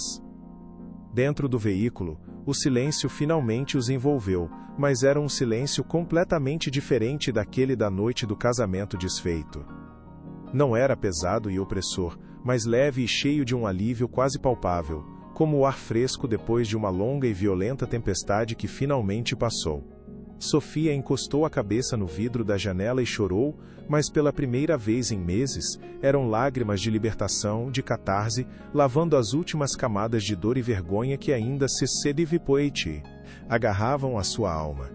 Ricardo não disse nada, apenas estendeu a mão e a segurou firmemente, um gesto que comunicava tudo: orgulho, amor e a promessa de que o pior havia finalmente ficado para trás. A cidade, com suas luzes noturnas, não parecia mais um lugar hostil, mas um cenário para o início de uma nova vida, um novo capítulo que eles escreveriam juntos, com as próprias mãos. Eles haviam enfrentado o monstro e vencido não com armas, mas com a verdade. A notícia se espalhou como um incêndio incontrolável, consumindo a reputação dos Vasconcelos e transformando-a em cinzas. As manchetes que antes crucificavam Sofia agora a celebravam como um símbolo de resiliência e coragem, uma heroína improvável que ousou desafiar um dos clãs mais poderosos do país. Alexandre Vasconcelos, o outrora intocável príncipe da alta sociedade paulistana, tornou-se o vilão da nação, sua imagem de perfeição desfeita em 1000 pedaços para que todos vissem o monstro que se escondia por trás da máscara de cirurgia. De sucesso. O escândalo do contrabando de suprimentos médicos, muito mais grave do que a fraude matrimonial, abriu uma caixa de Pandora de investigações, revelando uma rede de corrupção que abalou as estruturas do poder na cidade. A família Vasconcelos, antes vista como realeza, agora era sinônimo de crime e desonra. Seus amigos da alta sociedade se afastaram rapidamente, como ratos abandonando um navio que afunda, temendo que a mancha da associação com eles pudesse respingar em suas próprias reputações impecavelmente construídas. A queda foi tão espetacular quanto a ascensão havia sido. Eles construíram um império sobre areia movediça de mentiras, pensou Ricardo, lendo as notícias no jornal do dia seguinte, uma sensação de justiça finalmente se assentando em seu peito. E bastou um sopro de verdade para que tudo desmoronasse. Naquela noite, Sofia dormiu pela primeira vez sem pesadelos, um sono profundo e restaurador que durou quase 12 horas. Quando acordou, sentiu uma leveza que não experimentava há meses, como se um peso invisível tivesse sido permanentemente removido de seus ombros. Ela desceu para a cozinha e encontrou o pai sentado à mesa, tomando café e lendo o jornal com uma expressão serena que ela não via há muito tempo. "Bom dia, minha filha", disse ele, o sorriso em seus olhos valendo mais do que qualquer palavra. "Bom dia, pai", ela respondeu, a voz clara e firme. Naquele momento, algo mudou dentro dela. A vítima frágil e quebrada que havia entrado naquele tribunal no dia anterior, havia desaparecido para sempre. Em seu lugar, estava uma mulher que havia olhado nos olhos de seu maior medo e não havia desviado o olhar. Ela sobreviveu ao fogo e, em vez de ser consumida, foi forjada por ele, tornando-se mais forte, mais resistente. "Eu não sou a mulher que lhe tentou destruir", pensou ela, servindo uma xícara de café para si mesma. "Eu sou a mulher que se recusou a ser destruída." Aquele pensamento foi a primeira pedra na fundação de sua nova vida. Uma vida que seria construída não sobre as cinzas de seu passado, mas sobre a força que ela descobriu dentro de si mesma. A jornada de cura seria longa, ela sabia, mas agora ela tinha um mapa. Ricardo, sentindo a mudança na filha, sentiu uma onda de orgulho tão intensa que quase o deixou sem fôlego. Ele a observou se mover pela cozinha com uma nova confiança, uma nova determinação em seus gestos. A centelha em seus olhos, que ele temia ter se apagado para sempre, estava de volta, mais brilhante e mais forte do que nunca. Mais tarde naquele dia, ele foi até seu escritório, o santuário que se tornara seu quartel-general durante a guerra. Ele olhou para o quadro branco, ainda coberto de nomes, datas e fios coloridos que conectavam a teia de mentiras de Alexandre. Com um movimento lento e deliberado, ele pegou um apagador e limpou tudo, deixando a superfície branca e vazia, pronta para um novo começo. Então, ele abriu o velho baú de madeira e pegou a caixa de veludo azul. Ele olhou para o símbolo de honra de seu pai, o objeto que lhe dera a força para continuar quando tudo parecia perdido. Ele o segurou por um momento, sentindo seu peso reconfortante na palma da mão, e fez uma promessa silenciosa de gratidão a seu pai. Depois, com um cuidado reverente, ele guardou a honraria de volta em seu lugar de descanso. Sua missão estava cumprida. A honra da família Matos havia sido defendida e restaurada. Agora, era hora de olhar para o futuro, um futuro que, pela primeira vez em muito tempo, parecia cheio de possibilidades e esperança. Algumas semanas depois, quando a poeira do escândalo começou a baixar e a vida começou a encontrar um novo ritmo, Sofia tomou uma decisão que mudaria o curso de sua vida para sempre.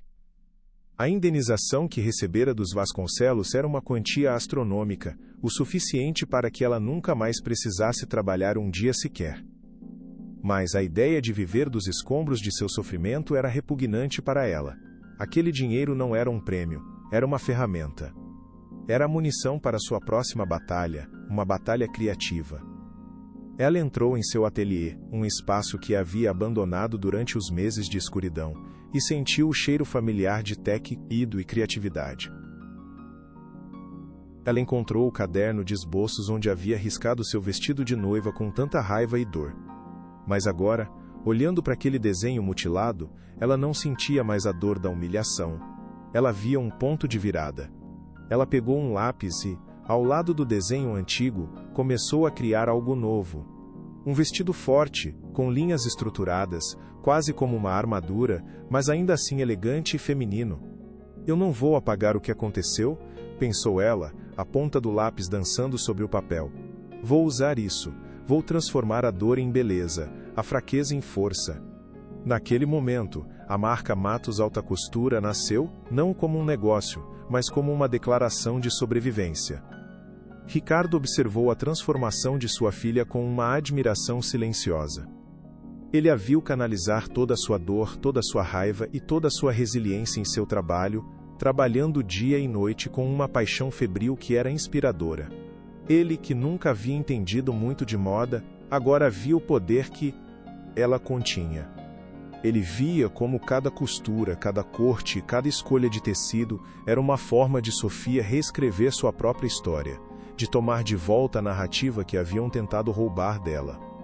Ele se tornou seu parceiro de negócios silencioso, usando sua disciplina militar e sua mente estratégica para ajudá-la a construir a estrutura da empresa, cuidando da burocracia, das finanças, dos detalhes práticos, para que ela pudesse se concentrar inteiramente em sua arte.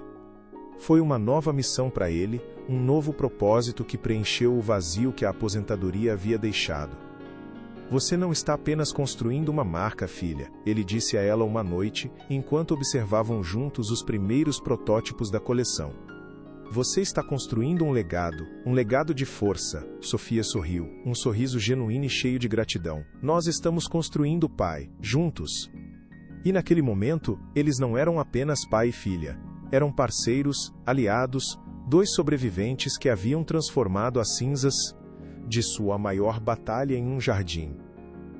A primeira coleção da Matos Alta Costura foi lançada em um evento discreto mas elegante, em uma galeria de arte. O tema era resiliência. Cada peça contava uma parte da jornada de Sofia, desde a escuridão da humilhação até a luz da redescoberta.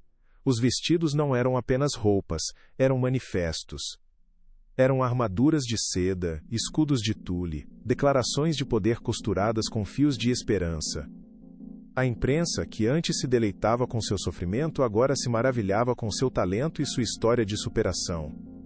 A coleção foi um sucesso estrondoso, não apenas comercialmente, mas como um fenômeno cultural. Mulheres de todo o país se identificaram com a mensagem de Sofia. Elas viram em suas criações não apenas beleza, mas uma permissão para serem fortes, para mostrarem suas cicatrizes não como sinais de fraqueza, mas como medalhas de honra. Sofia Matos, a noiva humilhada, tornou-se um ícone, uma inspiração para inúmeras mulheres que haviam sido silenciadas, diminuídas ou quebradas. Eu queria criar roupas que fizessem as mulheres se sentirem invencíveis, disse ela em uma entrevista que se tornou viral. Porque todas nós somos. E com essas palavras, ela deu voz a um sentimento universal, transformando sua dor pessoal em uma fonte de força coletiva, um presente para o mundo. Ricardo, vendo o impacto que a história de Sofia estava tendo, encontrou sua própria vocação. Durante o processo judicial, ele percebeu o quão assustador e inacessível o sistema de justiça podia ser para pessoas comuns, para aqueles que não tinham os recursos ou a influência para lutar contra os poderosos. Ele viu como a verdade podia ser facilmente distorcida e como a honra podia ser destruída por quem tinha mais dinheiro para pagar os melhores advogados. Inspirado pela coragem de sua filha e guiado por seu próprio código de honra, ele decidiu usar sua experiência e parte dos recursos da indenização para criar uma fundação. A Fundação Matos pela Justiça e Dignidade nasceu com uma missão clara: oferecer apoio jurídico e psicológico gratuito para vítimas de difamação e abuso de poder. Ele reuniu uma equipe de jovens advogados idealistas, como o Dr. Alves, que acreditavam na justiça acima do lucro e começou a lutar as batalhas de outras pessoas. Ninguém deveria ter que lutar sozinho. disse ele no lançamento da fundação. A honra não tem preço, e a justiça não deveria ter. O coronel aposentado encontrou um novo campo de batalha, não um de armas e uniformes, mas um de leis e palavras, e uma nova maneira de servir ao seu país e ao seu povo. A vida na mansão Matos encontrou uma nova e feliz normalidade. O silêncio que antes era preenchido pela dor agora era preenchido por risadas, pelo som da máquina de costura de Sofia trabalhando até tarde da noite e pelas discussões animadas de Ricardo ao telefone, planejando a próxima estratégia legal para a fundação.